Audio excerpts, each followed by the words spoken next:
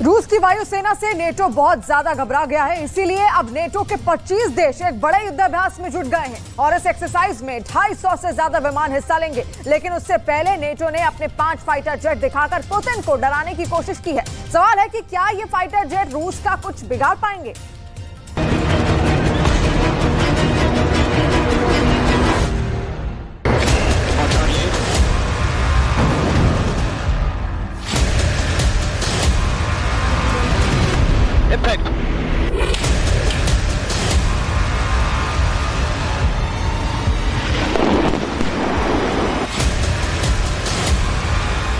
Putin को डराने के लिए नेटो ने कमर कस ली है।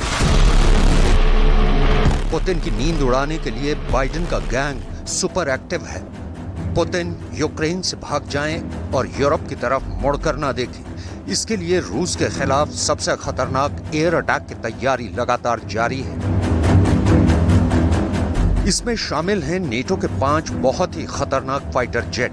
इसमें स्टेल्थ फाइटर F-35 है, इसमें बहुत ही भरोसेमंद F-16 है, इसमें बहुत ही फुर्तीला ग्रिपेन लड़ाकू विमान है, इसमें यूरोप की शान यूरोफाइटर टाइफून है और इसमें हरफन मौला F-18 सुपर हॉर्नेट भी है।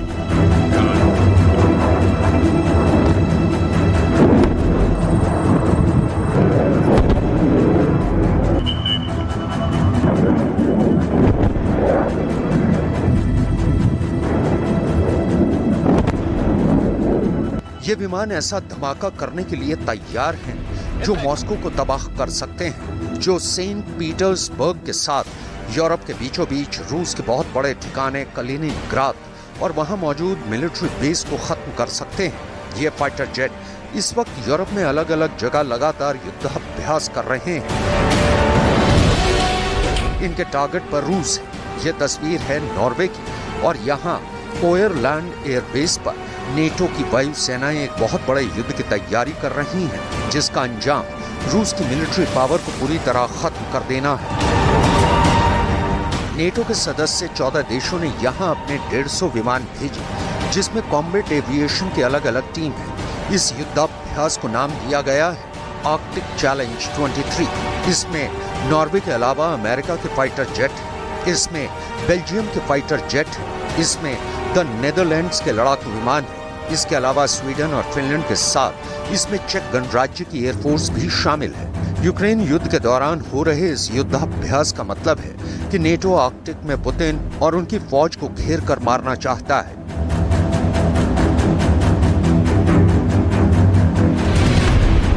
नेटो से रूस की बहुत गहरी दुश्मनी है। रूस अमेरिका और नेटो को एक आंक नहीं भाता।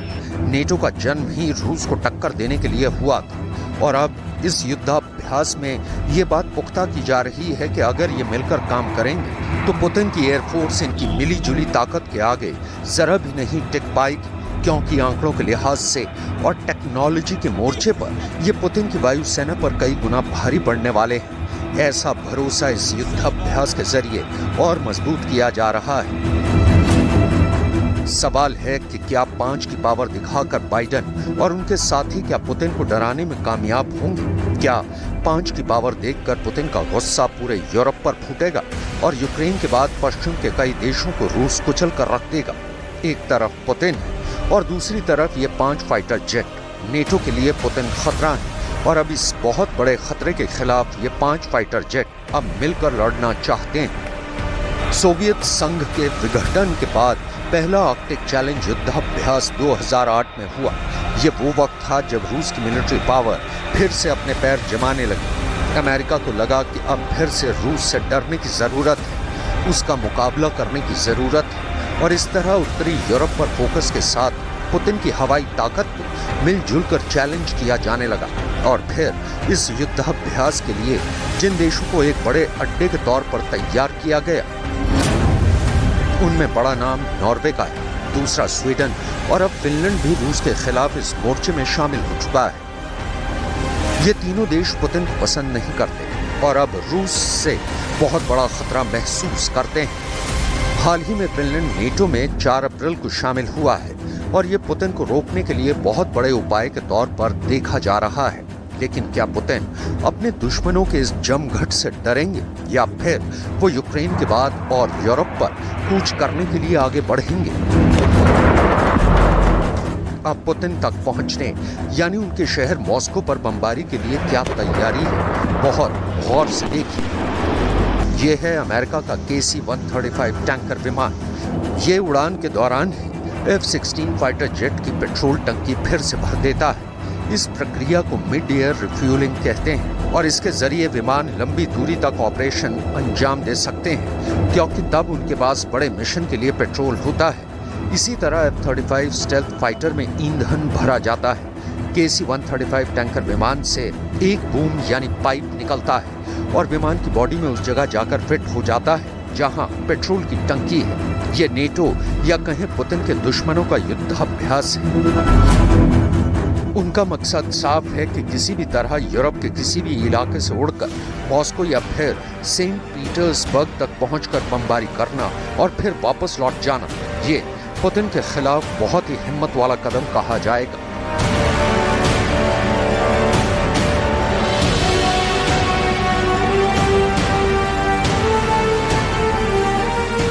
हालांकि इस युद्धाभ्यास का मकसद आर्कटिक के बर्फीले इलाके पर भी छाप छोड़ना है और ये रूस और नेटो के बीच एक बड़ा मुकाबला है जिस पर यूक्रेन से भी खतरनाक युद्ध हो सकता है। ये वो इलाका है जहां बर्फ लगातार गिरती है।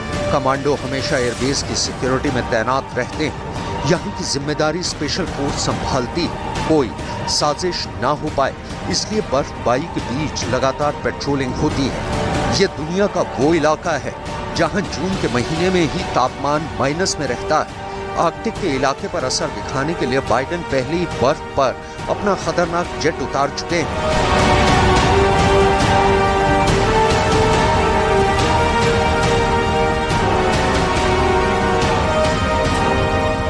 अमेरिका का F-35 ग्रीनलैंड में तैनात किया जा चुका है। ग्रीनलैंड एक तरफ से डेनमार्क यानी नेटो का इलाका माना जाता है। यहाँ की आबादी 50,000 भी नहीं है, लेकिन अपने क्षेत्रफल और लोकेशन की वजह से ये रूस के खिलाफ आर्कटिक क्षेत्र का सबसे बड़ा फ्रंट बन सकता है।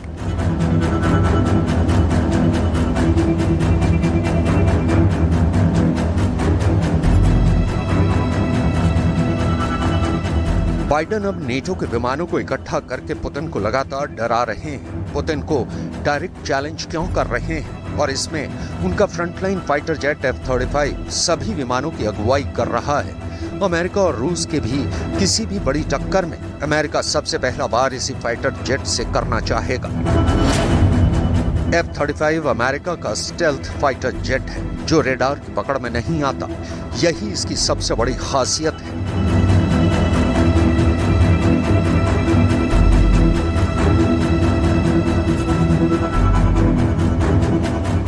दुश्मन का विमान इसे नहीं देख पाता और ये उसको पहले ट्रैक करके उस पर हमला बोल सकता है। दुश्मन के ठिकानों के करीब भी ये रेडार से बचकर पहुंच सकता है और वहां बिना ट्रैक हुए हमला कर सकता है। F-35 की अधिकतम रफ्तार करीब 2000 किलोमीटर प्रति घंटा है।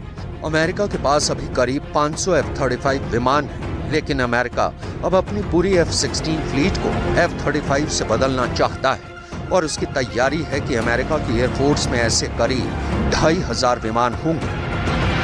अमेरिका अब नेटो के अलावा अपने कई करीबी देशों को इस विमान से लैस कर चुका है। अमेरिका का इरादा साफ है, वो पूरे यूरोप को इसी फाइटर से बचाना चाहता है और आर्कटिक के इलाके में ये जहाज तैनात करके अमेरिका ने अपनी तैयारी दिखा दी। अगर अमेरिका ने F-35 के जरिए युद्ध किया तो पुतिन इसके खिलाफ अपना सुखोई 57 फाइटर जेट लाएंगे। ये बहुत बड़ी टक्कर होगी जिसमें नुकसान का दायरा बहुत बड़ा होगा। दुनिया के सबसे आधुनिक फाइटर जेट अगर एक दूसरे के सामने उतरेंगे और उनका आमना सामना हो गया तो ये यूरोप के आगे की टक्कर होगी। ऐसे हालात में विश्व युद्ध को रोकना मुश्किल हो जाएगा और नौबत परमाणु युद्ध की भी आ सकती है। ये डर इसलिए क्योंकि इन फाइटर जेट्स की वजह से यूक्रेन से भी बड़ा युद्ध होने का खौफ बढ़ने लगा है।